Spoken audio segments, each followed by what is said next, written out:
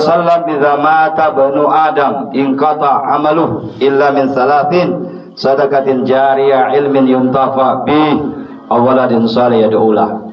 Sadaqallahul azim wa sadaqa rasuluhun nabiyul karim wa nahnu ala dzalika minasyahidina wasyakirin walhamdulillahi rabbil alamin. Puji dan syukur mari senantiasa kita panjatkan kehadirat Allah Subhanahu wa taala. Alhamdulillahi ala kulli hal. Segala puji bagi Allah dalam setiap keadaan. Memuji Allah itu bukan nanti senang, tetapi dalam segala hal kita memuji Allah. Bukan berarti kita puji Allah bersyukur dengan musibah, tidak. Kita bersyukur musibah datang, kita masih tetap beriman, masih tetap Islam. Maka syukur ini alhamdulillah kita bisa berkumpul bersama-sama di rumah duka ini. Ini sepertinya daerah ini saya beberapa bulan lalu di sini, sebelah sini juga. Saya lihat rupanya di sini lagi. Nah, kita bisa kumpul lagi bersama-sama di acara takziah. Mudah-mudahan ayunan langkah kita malam hari ini kita pulang membawa ilmu, membawa faidah, pulang dari tempat ini membawa pahala yang banyak di sisi Allah. Amin ya rabbal alamin. Salawat beserta salam kehadirat junjungan kita, teladan kita, panutan kita Nabi besar Muhammad sallallahu alaihi wasallam beserta keluarganya, sahabatnya, insyaallah kita umatnya. Yang sama kita hormati Bapak Sekdis Nakir Trans, Pak yang sudah saya hormati, tadi sudah dihormati juga oleh Pak MC. Ini orang tua kita sudah mau pensiun juga beliau rupanya. Yang saya hormati Bapak Imam Tindaki, Pak Iskandar, seluruh hadirin wal hadirat yang saya tidak bisa sebut satu persatu namanya.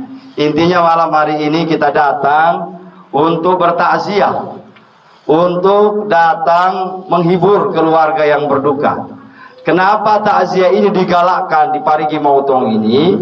Karena dari takziah ini Bapak Ibu kita banyak dapat pelajaran, banyak dapat ilmu utusnya, ilmu mengenai bagaimana kita menjalani kehidupan dunia ini. Karena mati itu bagaimana kita hidup. Kalau hidup kita baik, hidup kita enak, insya Allah mati pun begitu. Tetapi kalau sudah di dunia sudah sengsara, menderita, tak punya iman, tak punya amal soleh, maka kita pun akan menderita nanti. Maka mati itu bukan hal yang luar biasa. Sering kita dengar, hampir setiap saat pengumuman orang meninggal dunia. Kita ceramah, saya ceramah ini hampir tiap malam juga. Berarti orang meninggal ini tiap saat. Yang jadi soal itu adalah ketika kita mati, kita tidak membawa iman. Ketika kita meninggal dunia tak membawa ibadah, tidak membawa amal ibadah kepada Allah Subhanahu wa ta'ala. Maka dalam dunia ini, ayolah kita jadikan ujian-ujian Allah ini. Semua kita ini diuji bapak-bapak, ibu-ibu. Ujian terberat dari Allah itu bukan susah sebenarnya. Kalau orang susah, pasti ingat Allah.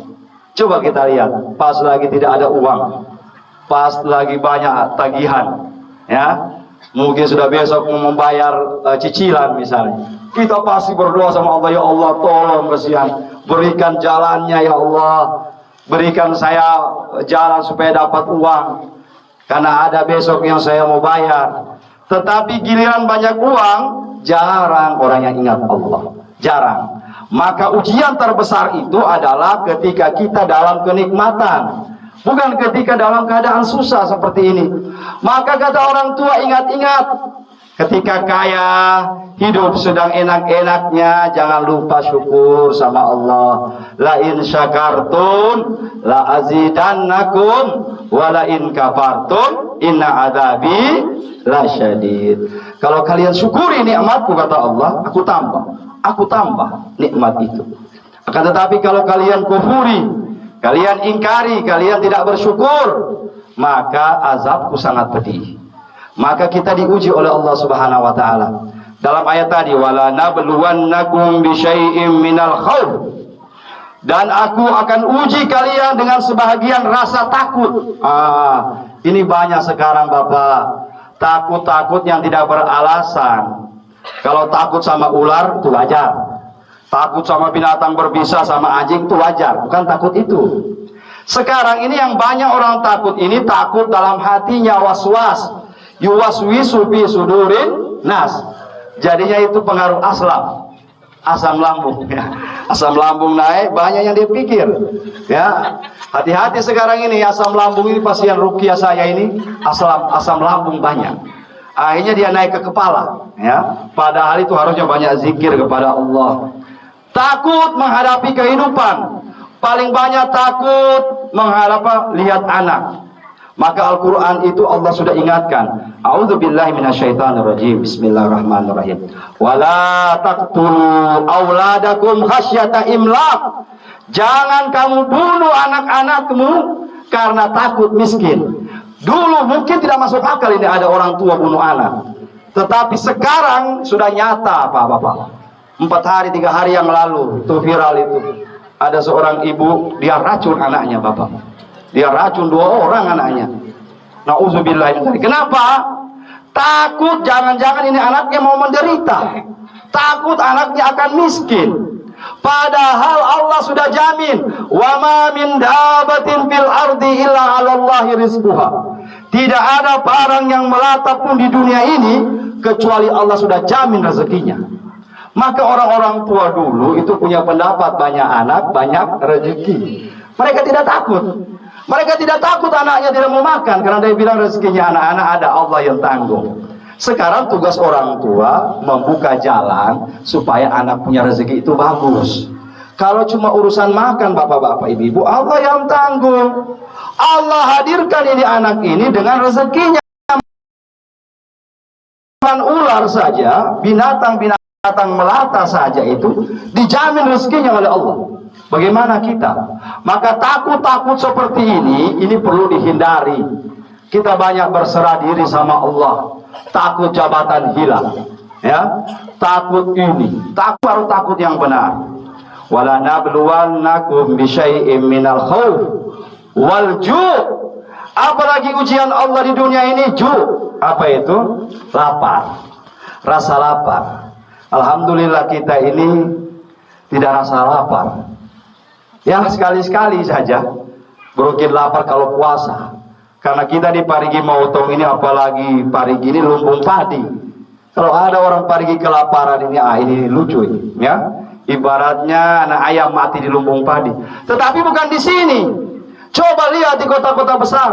Saya di pesantren 7 tahun saya di Jakarta. Saya lihat dengan mata kepala bagaimana orang itu susah mencari makan.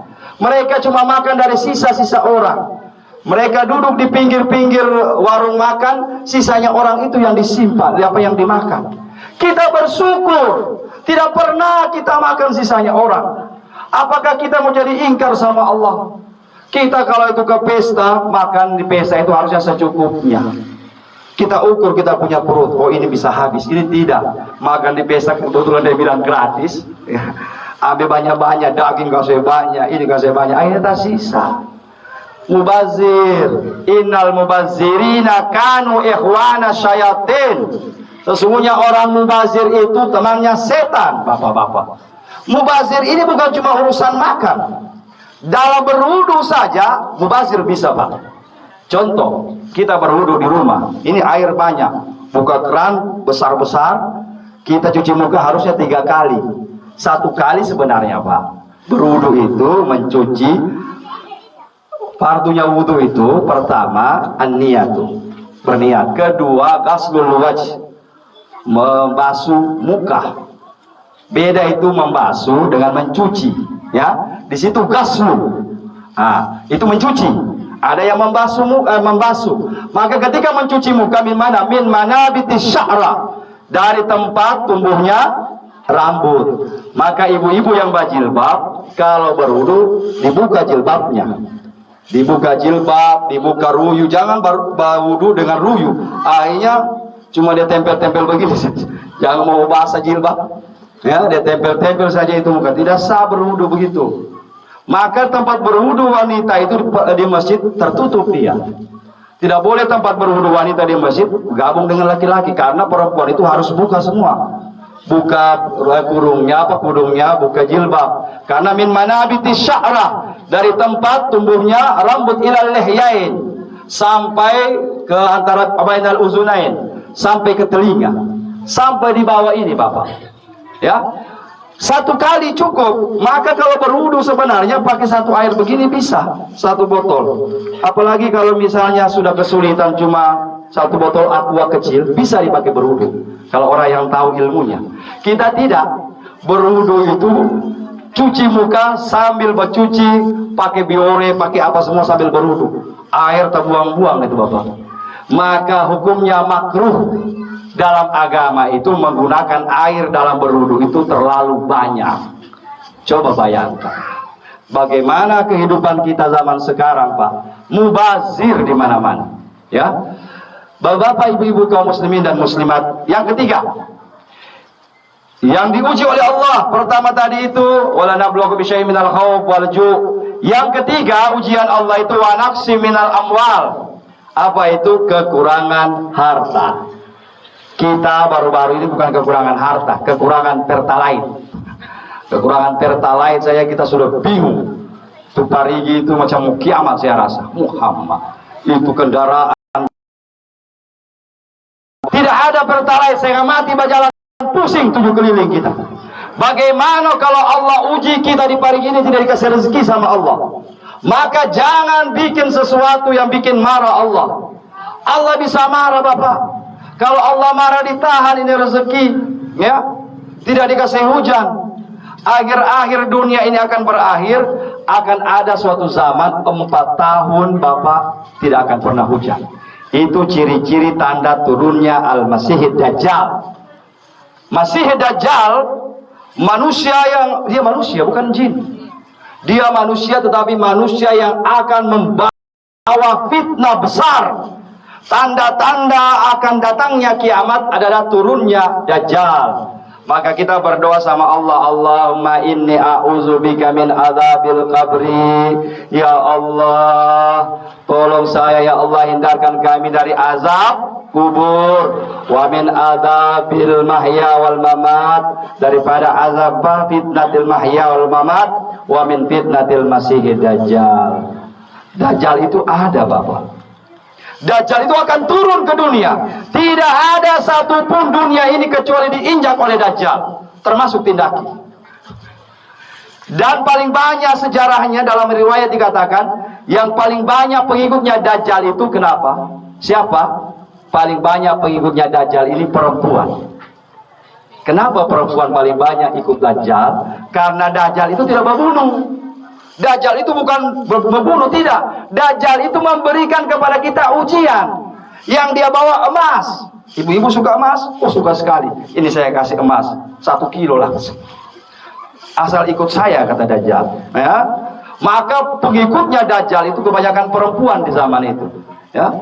Dan tanda-tanda turunnya Masih Dajjal ini sudah jelas, sudah nampak di depan mata. Mudah-mudahanlah kita oleh Allah dihindarkan dari Dajjal. Tidak ada tempat di dunia ini kecuali 2 tempat saja Pak, Haramain, Makkah dan Madinah. Selain Makkah, Madinah pasti didatangi oleh Dajjal. Maka kita oleh Allah Subhanahu wa taala tadi, wa naqsi minal amwal, kita akan kekurangan harta. Dikasih, mungkin kita dikasih hujan, tidak hujan-hujan. Dikasih kemarau panjang, ya, maka jangan buat sesuatu yang membuat Allah marah sama kita ibu-ibu, ya. Bikin kegiatan-kegiatan keagamaan di kampung, ya. Apa bedanya? Saya mau kasih tahu sama kita. Ya, sudah pernah haji, sudah pernah umroh. Apa bedanya kita dengan Arab Saudi? Indonesia negara kepulauan, ribuan pulau, besarnya luar biasa. Dibandingkan dengan Arab Saudi, itu Arab Saudi ini lebih besar Sulawesi Tengah, Bapak. Arab Saudi, itu negara Arab Saudi. Tetapi kenapa Arab Saudi lebih maju dari kita Indonesia?